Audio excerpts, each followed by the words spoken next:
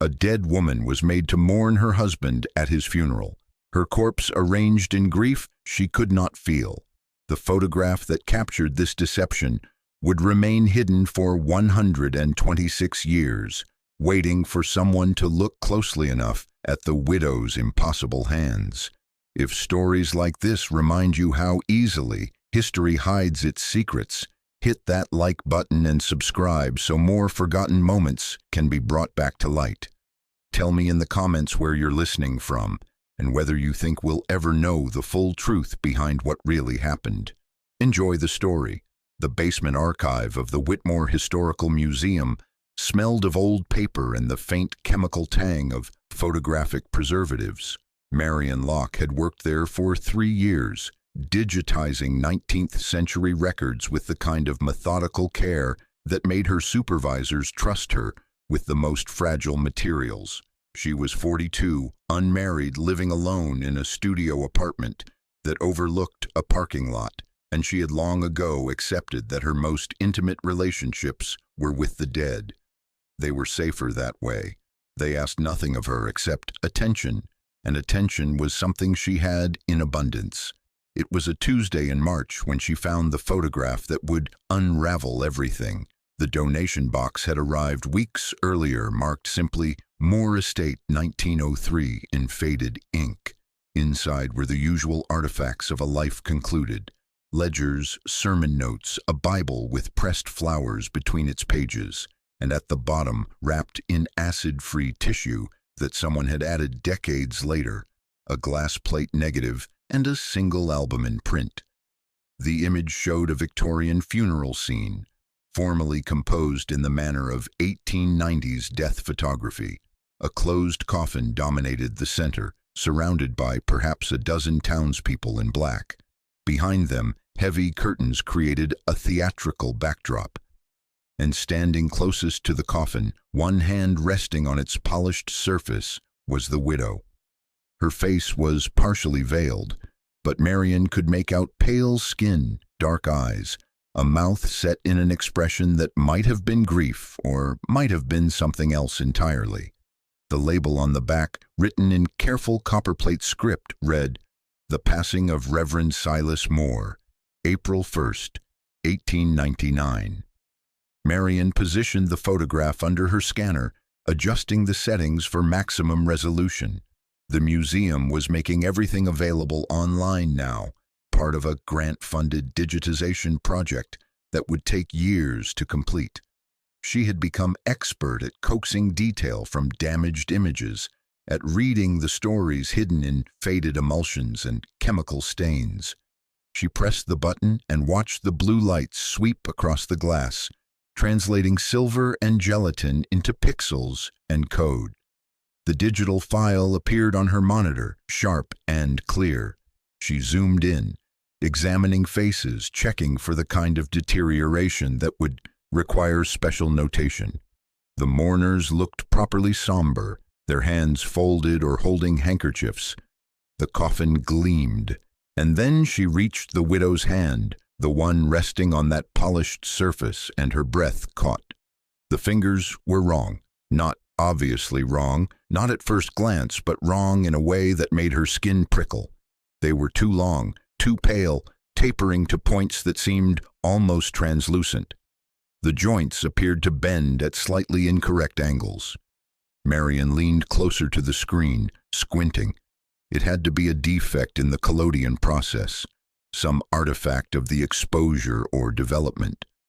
19th century photography was full of such anomalies: spectral blurs where someone moved, strange halos around light sources, chemical stains that looked like shadows. She made a note in the file metadata: possible emulsion damage, subject's right hand. Then she moved on to the next item in the box. But that night, alone in her apartment, with a microwave dinner growing cold on the coffee table, she found herself thinking about those fingers, about the way they seemed to grip the coffin edge, with an intensity that contradicted the widow's veiled, composed face.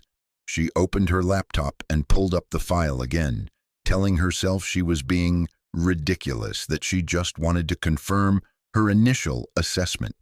The fingers were longer than they had been that afternoon. She was certain of it.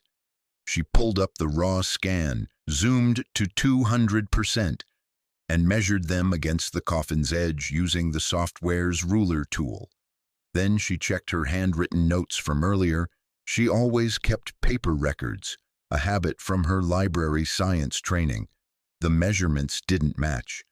The difference was only a few millimeters, easily attributable to her own imprecision. But the shape was different too. More claw-like, more deliberately positioned. Marian sat back, her heart beating faster than it should. She had digitized thousands of photographs. She knew how the files worked, how the data was stored, immutable and fixed. A digital image didn't change. It couldn't change. She was tired, that was all. 3 years of staring at screens in a windowless basement would make anyone see things that weren't there. She almost closed the laptop, almost went to bed. But then she noticed something else, something she hadn't seen that afternoon, because she hadn't looked at the coffin's base. There, in the narrow shadow where wood met floor, was a mark. Not a scratch or a chemical stain, but a deliberate shape. 5 elongated impressions, curved like fingers that had gripped too hard, like a claw print pressed into wood. It hadn't been there before. She was absolutely certain it hadn't been there before. Marian whispered to the empty room, to the widow frozen in 1899, to herself, "What did they do to you?" The next morning she arrived at the museum an hour early, her hands shaking slightly as she unlocked the archive room.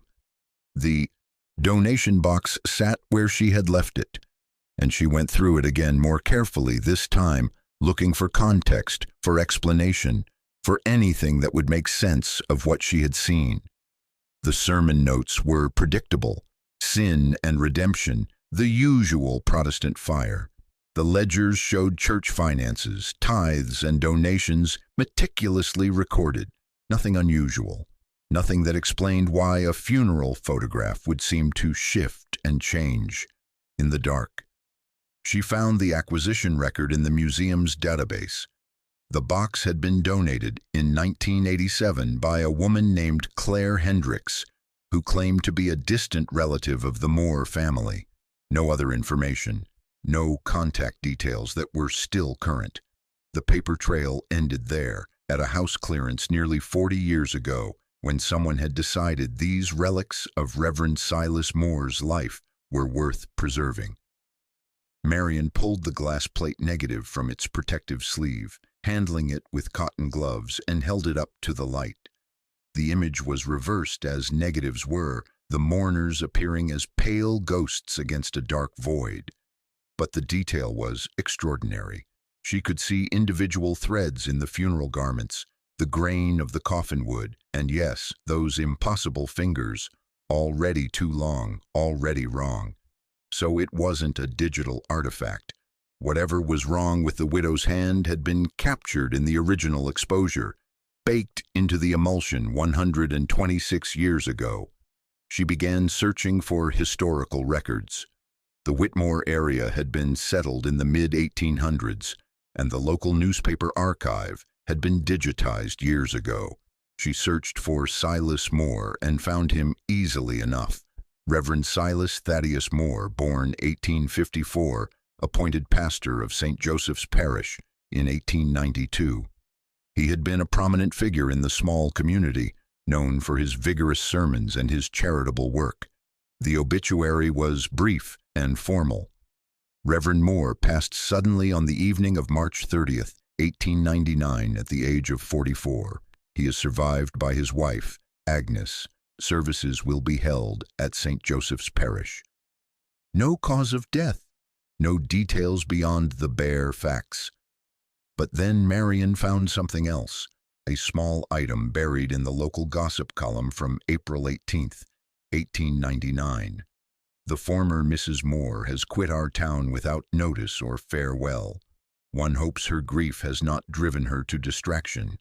The ladies of St. Joseph's speak in whispers of the cursed baptism and wonder what became of charity.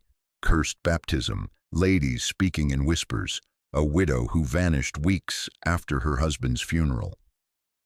Marian felt that familiar archival thrill, the sense of a story beginning to emerge from fragments and gaps.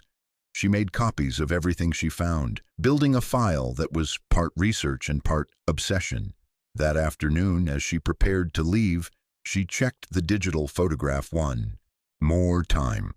The file size had increased, not by much, just a few kilobytes, but enough to be noticeable.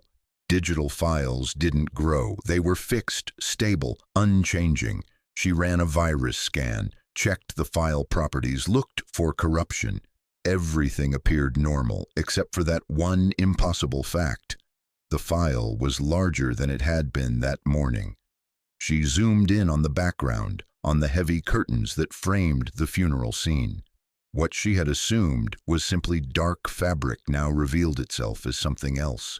Faint shapes, barely visible, like figures standing in shadow, reaching hands, watching faces. A crowd within the crowd, present but not present, captured in the emulsion like a double exposure, except no Victorian photographer would have made such an error in a formal commission. The widow's fingers had grown another few millimeters. Marian measured them again, compulsively, knowing what she would find. She turned off her computer and sat in the dark archive room, listening to the building settle around her. Above her, footsteps marked the museum's closing routine. Guards checking doors, curators locking displays, the ordinary sounds of an institution putting itself to sleep. Down here, alone with boxes of the dead, Marian whispered to the photograph on her darkened screen, "What do you want me to see?" The glass plate negative sat on her desk, wrapped in its protective tissue. In the morning, she would take it to the conservation lab, have them examine it properly with their specialized equipment. But she already knew what they would find. The image captured there was true, in its way, a record of something that had happened, something wrong, something that had been hidden in plain sight for more than a century. She thought about Agnes Moore, the vanished widow, and wondered what it meant to be forgotten so completely that even your grief became suspect, your mourning questioned, your very absence turned into gossip fodder, to be erased so thoroughly that a photograph of your greatest loss would sit in a donation box for decades, waiting for someone to notice that your hands had been too long, too strange, too wrong. Marian locked the archive room and took the elevator up to ground level, where spring evening light slanted through the museum's tall windows. She drove home through streets that felt subtly unfamiliar, as if the city had shifted slightly while she had been underground with the dead. In her apartment, she made tea she didn't drink and stood at the window, looking out at the parking lot, the distant lights, the ordinary world that continued regardless of what might be hidden in photographs and archives. That night, she dreamed of Victorian rooms draped in black crepe, of a woman weeping over a coffin, of hands that gripped and would not let go. When she woke at 3 a.m, gasping, her own hands were clenched so tightly that her nails had left crescents in her palms. She reached for her phone, pulled up the photograph, and in the darkness of her bedroom, with only the screen's glow for illumination, she saw that Agnes Moore's eyes were open now, staring directly at the camera, directly at her. The conservation lab was located on the museum's 3rd floor, a climate-controlled space full of microscopes and chemical baths, and people who spent their lives stabilizing decay. Marian brought them the glass plate negative the next morning, explaining that she had noticed some unusual characteristics and wanted a professional assessment. The technician, a cheerful woman named Sandra, who always smelled faintly of fixing solution, promised to examine it thoroughly. While she waited, Marian returned to the archives and found something she had missed before. A smaller box tucked behind the main Moore estate donation, labeled only with a catalog number. Inside were letters, dozens of them, tied with a ribbon that had once been white but had faded to the color of old bone. The postmarks ranged from 1894 to 1899, and they were addressed in two different hands, one flowing and feminine, one angular and severe. She untied the ribbon with careful fingers and began to read.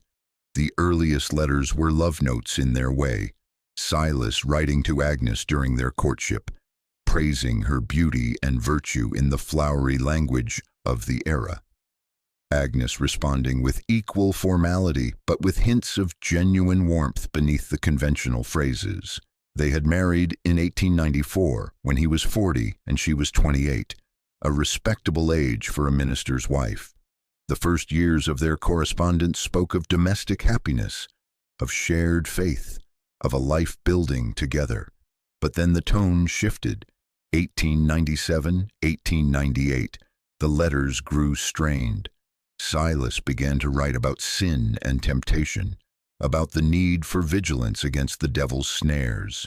He accused Agnes of drawing the eyes of the baptized men, of wearing her hair in a manner too loose, of smiling too freely at the church socials. His handwriting grew more agitated, the letters harder to decipher, as if written in haste or anger. Agnes's responses were heartbreaking. She begged for understanding, insisted on her innocence, tried to reason with a man who seemed increasingly convinced of her moral corruption. And then, in a letter dated November 1898, she mentioned the child. "The loss of our son has left me hollow," she wrote. "You say I do not grieve properly, that I should turn to God for comfort. But Silas, my love, I cannot find him in this darkness. The black water took our child, and I feel as though I am drowning in it still." The black water. Marian made a note and kept reading. The final letters from early 1899 were desperate. Agnes wrote of voices in the night, of dreams where she stood at the edge of a dark pool, of her husband's growing conviction that she was possessed by evil. "You look at me as if I am a stranger," one letter read. "You flinch from my touch. You have forbidden me to attend baptisms at the creek. Silas, what have I done to deserve this exile from your love?" There were no letters after March of 1899. No reply from Silas to that final plea. Only silence, and then his death. And then the photograph of a funeral where Agnes stood, with hands too long and eyes that, in Marian's digital copy, had slowly opened over the course of days. Marian felt tears on her face before she realized she was crying. She sat in the archive room, surrounded by boxes of the dead, weeping for a woman she had never met, a woman who had lost a child, and then lost her husband, and then lost herself in the whispers of a judgmental town. The empathy was almost physical, a sharp pain beneath her ribs. She understood, in a way she couldn't quite articulate, what it meant to be looked at and found wanting, to be dismissed and erased, to have your truth doubted by those who should have loved you most. When Sandra called her that afternoon to say the glass plate was ready, Marian almost didn't want to go up. She was afraid of what the analysis might show, or worse, afraid that it would show nothing at all, that the anomalies she had seen were simply products of her own lonely, overwrought imagination. But she went anyway, climbing the stairs instead of taking the elevator, delaying the moment of revelation. Sandra was puzzled, but intrigued. "It's fascinating," she said, pulling up images on her computer screen. "The negative has been physically altered. See these scratches here, where the widow's hands are? Someone took a sharp tool, a needle maybe, or a fine blade, and deliberately scored the emulsion. It would have made the hands appear distorted in any prints made from this plate. But here's the really interesting part." She adjusted the display, filtering the image through different light spectrums. "There's a second exposure underneath, look." The image that emerged made Marian's breath stop.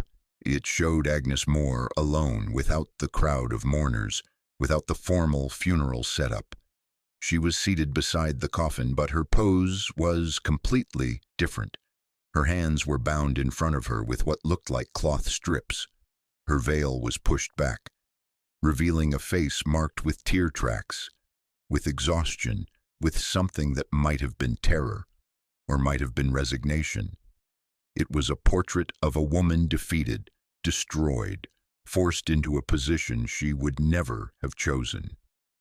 "Someone took this picture first," Sandra continued, oblivious to Marian's distress. "Then they exposed the same plate again with the funeral crowd, effectively hiding this image underneath. It's a remarkable piece of historical manipulation. I've never seen anything quite like it." Marian forced herself to speak calmly. "Can you tell when the scratches were added?" Sandra shook her head. "They're old, certainly. Probably done shortly after the original exposure, given the way the emulsion has degraded around them. Whoever did this wanted to make sure that any prints showed those distorted hands, like they were trying to suggest something monstrous about her. They were trying to suggest something monstrous about her." The words echoed in Marian's mind as she returned to the archives, as she pulled up the digital file on her computer, as she began searching through the local historical records with renewed purpose. She found what she was looking for in the county clerk's records, a brief entry that had never been digitized, that existed only in a handwritten ledger from 1900.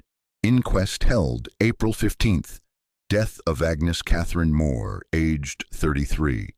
Cause, by her own hand. Buried without ceremony per county regulations." But there was a notation in the margin, in a different hand, added later. "Suspected poisoning of Reverend S. Moore. Possible murder before trial. Witnesses report bruising consistent with restraint." The truth began to assemble itself in Marian's mind, like the pieces of a photograph developing in chemical baths. Silas Moore had died suddenly, without recorded cause. Agnes had been accused, perhaps formally, perhaps only in the whispered judgments of the congregation. She had been restrained, possibly imprisoned in her own home. And then she had died, officially by suicide, but possibly murdered before she could face trial or speak her own truth. And after her death, they had brought her corpse to her husband's funeral, had positioned her beside his coffin as if she were a living mourner, had taken that photograph to prove that the widow had attended, had paid her respects, had played her expected role. The bound hands had been hidden beneath funeral gloves. The tears had been dismissed as appropriate grief. And then someone, the photographer, a family member, a concerned citizen, had deliberately damaged the negative, had scratched at the widow's hands to make them appear monstrous, to suggest that something evil had stood beside that coffin. They had made a dead woman mourn, had staged her body in false grief, had captured that obscene theater in silver and gelatin and called it a memorial. Marian sat in the dark archive room and wept for Agnes Moore, for a woman who had lost her child to black water, who had been accused of murdering the husband who had already exiled her from his love, who had died alone and been buried without ceremony, and then been propped up like a doll to satisfy the town's sense of propriety. She wept for the cruelty of it, for the erasure, for the way history had swallowed this woman's truth and left only a damaged photograph and some gossipy newspaper clippings. As she saved the file, backing it up, preparing to add her research notes to the museum database, her screen flickered. Just once, just for a moment, and when the image stabilized, the widow's hands were different again. The claw-like distortion was gone. The fingers looked normal, human, gentle. They rested on the coffin's surface as if in a final farewell, not gripping but simply touching, a gesture of goodbye rather than accusation or need. The shadow beneath them, the claw print that had appeared that first night, had vanished entirely. Marian stared at the screen, her heart beating hard against her ribs. She checked the file properties, the edit history, anything that might explain this change. But there was nothing. The image had simply corrected itself. as if being seen truly, being understood, had somehow allowed it to rest. She thought of Agnes standing beside that coffin, her hands bound, tears on her face. She thought of hands reaching through time, through pixels and emulsion, trying to tell a story that no one had wanted to hear. And she thought of her own reflection in the monitor, of the way she had spent 3 years in this basement with the dead, finding them safer than the living, easier to understand than the complications of contemporary existence. What did it mean to be haunted? Not by ghosts in the traditional sense, but by the weight of stories untold, by the violence of erasure, by all the ways history chose to forget the inconvenient dead. The next morning, Marian arrived at work with a plan. She would finish the digitization properly, but she would also write a full historical report. She would document everything she had found, the letters, the inquest records, the hidden exposure, the deliberate damage to the negative. She would tell Agnes Moore's story as completely as the fragments allowed, would give her the memorial she had been denied, would ensure that anyone who looked at this photograph in the digital archive would understand what they were seeing. But first, she needed to find the grave. She needed to see where Agnes Moore had been buried, needed to complete this strange communion between archivist and subject, between the living who remembered and the dead who needed remembering. St. Joseph's Parish no longer existed. The church had burned in 1943, and the land had been sold to developers in the 1960s. But Marian found references to a cemetery, a small plot behind where the church had stood, and county records indicated it had been preserved as a historical site, even as subdivisions spread around it. She drove out on a Saturday morning, following GPS directions that took her past strip malls and housing developments to a small square of overgrown land, enclosed by a rusting iron fence. The graves were old, the stones leaning and weathered. She walked among them, reading names and dates, looking for Agnes Moore. She found Silas easily enough, a substantial granite marker proclaiming his virtue and his service to God. But there was no matching stone for his wife. No marker at all, in fact, in the immediate vicinity. She expanded her search, checking every corner of the small cemetery, and there, in the far back corner, where the fence met a stand of wild honeysuckle, she found a stone slab set flat in the ground. No name, no date, just a smooth rectangle of granite almost completely obscured by weeds and moss. She knelt and began clearing away the growth, her hands getting dirty, her knees soaking through on the damp ground. Beneath the vegetation she found the edges of the slab, and in one corner, very faint, a carving, ACM, Agnes Catherine Moore, buried without ceremony, without a proper marker, in the least desirable corner of the churchyard, forgotten even in death. Marian sat back on her heels, looking at that anonymous grave. She thought of the photograph, of Agnes's hands reaching across time, changing and shifting until someone finally saw what they were trying to say.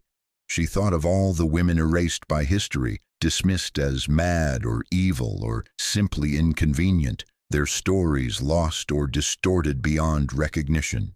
She took out her phone and opened the camera app. But when she tried to take a picture of the grave, her screen glitched, overlaying the 1899 funeral photograph over the contemporary image. For just a moment she could see both, the grave beneath the church, the coffin in the photograph, Agnes's face looking directly at her through 126 years of silence. The overlay cleared, and Marian found she was crying again. But this time, the tears felt different. Not grief exactly, but recognition, understanding. The photograph hadn't been corrupted or haunted in any supernatural sense. It had been Agnes's only remaining voice, the one artifact that had survived with enough detail, enough presence to carry her story forward.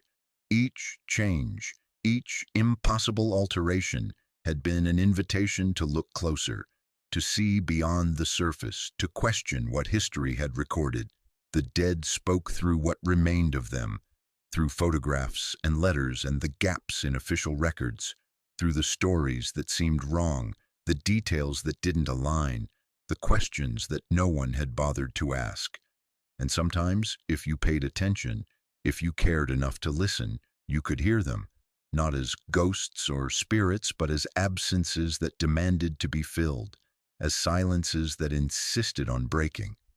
Marian stood and brushed the dirt from her knees.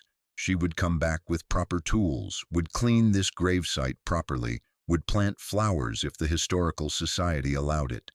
But for now, she took a single photograph, just the grave, just the stone, clear and undistorted, a record of where Agnes Moore had finally been laid to rest, alone and unmourned. She drove back to the city feeling lighter somehow, as if she had fulfilled some obligation she hadn't known she carried. The archive room seemed less oppressive when she arrived on Monday morning. The boxes of the dead less like a burden and more like what they were. Opportunities, responsibilities, stories waiting to be told. She spent the next 2 weeks writing her report.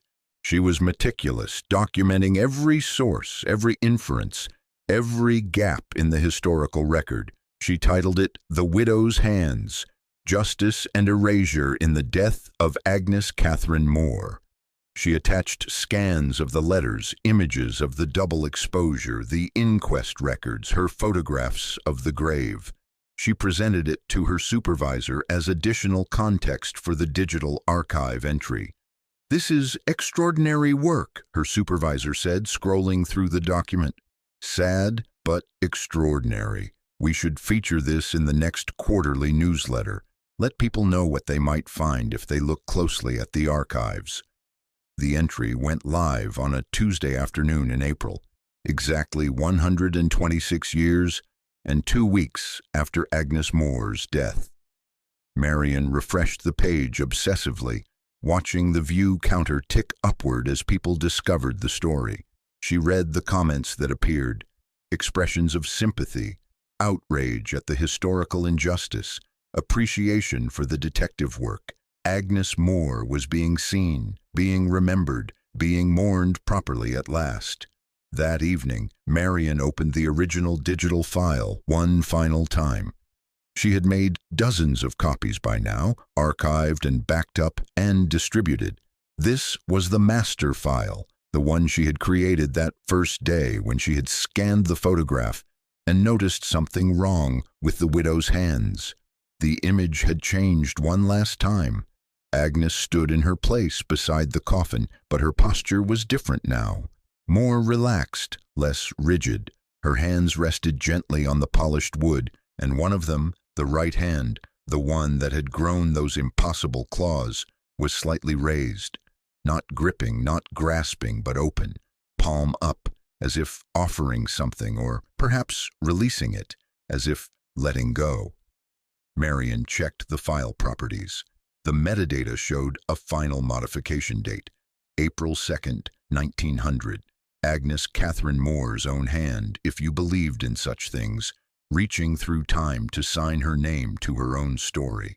She didn't believe in ghosts, not really, but she believed in the ways the dead persisted through what they left behind, through the marks they made on the world, through the questions they forced the living to ask.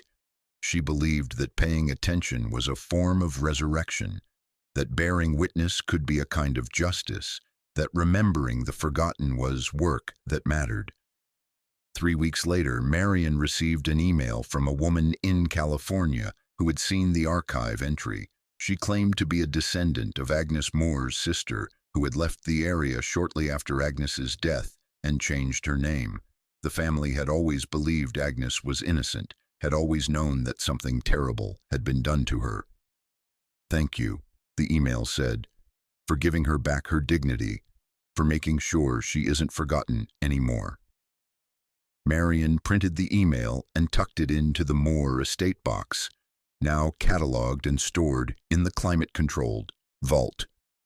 Future archivists would find it there, would understand that this story had reached forward and touched the living, had mattered enough to spark recognition and gratitude from across a century and a continent. She returned to her other projects, digitizing and cataloging, building the scaffolding of public memory one image at a time. But she thought of Agnes often, especially late at night when the archive room was quiet and the building settled around her. She thought of hands reaching through time, of women erased and then restored, of the way truth could be buried but never quite destroyed. Sometimes when she worked late, she imagined she could feel a presence in the archive room. Not threatening, not frightening, but simply there, watching, waiting. The accumulated weight of all those untold stories, all those forgotten lives pressing gently against the present like hands on glass, asking to be seen, asking to be remembered, asking for someone to care enough to look beyond the surface, to question the official record, to give voice to the silenced dead. And Marian, alone with her monitors and her scanner and her careful notes, understood that this was her calling, not just to preserve the past but to interrogate it, to find the stories that history had tried to erase, to be the kind of archivist who refused to accept silence as an answer, who understood that every photograph was a text to be read, every gap in the record a question demanding investigation. The photograph of Agnes Moore's funeral remained in the digital archive, viewed thousands of times in the months and years that followed. Historians cited Marian's research. Students wrote papers about Victorian attitudes toward women and grief.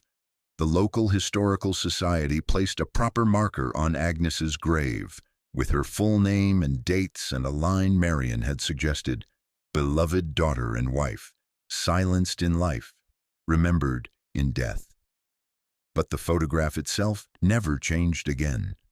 The widow stood in her place beside her husband's coffin, her hands gentle now, her pose suggesting farewell rather than accusation, as if being truly seen, truly understood had been enough, as if the long work of haunting was finally complete. Marian kept a print of the photograph on her desk, not the damaged version or the corrected version, but the double exposure Sandra had revealed in the conservation lab. Agnes, with her hands bound, tears on her face, looking directly at the camera with an expression of profound exhaustion and sorrow. This was the woman she had communed with across the silence of more than a century. This was the truth that had been hidden beneath the formal funeral scene, the truth that had fought its way back to visibility through scratches in emulsion and impossible digital alterations. She looked at it often, this image of a woman destroyed by accusation and grief, and she thought about the fragility of justice, the way truth could be so easily distorted, the violence of being forgotten.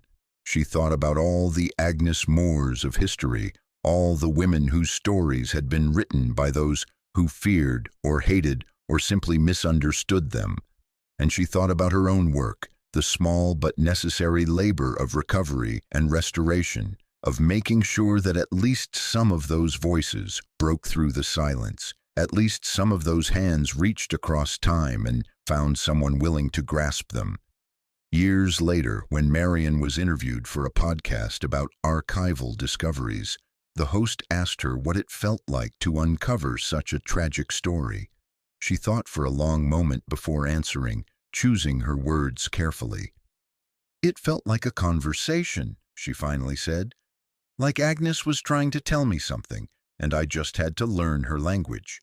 The language of damaged photographs and double exposures and things that shouldn't change but somehow do.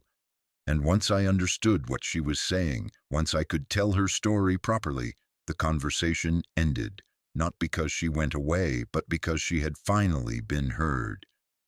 The host asked if she believed the photograph had actually been haunted, if she thought Agnes Moore's spirit had somehow reached through time to manipulate the digital file. Marian smiled, though no one could see it over the audio connection. "I think haunting is just another word for being remembered incompletely," she said, "for having a story that demands to be finished. And I think sometimes the dead leave us enough clues, enough fragments, that we can finish those stories for them. That's not supernatural, that's just paying attention. But late at night, alone in her apartment, Marian sometimes opened her laptop and pulled up that final version of the photograph, the one where Agnes's hand was raised and open, palm toward the light. And she whispered to the empty room, to a woman 126 years dead to herself, "I saw you. I told them. You're not forgotten anymore." The widow's hands, in that stillness of pixels and light, were no longer pleading, no longer accusing, no longer marked by the scratches meant to make them monstrous. They were simply hands, human, gentle, reaching toward something beyond the frame. In the stillness of the photograph, the widow's hands were no longer pleading, they were reaching toward the light.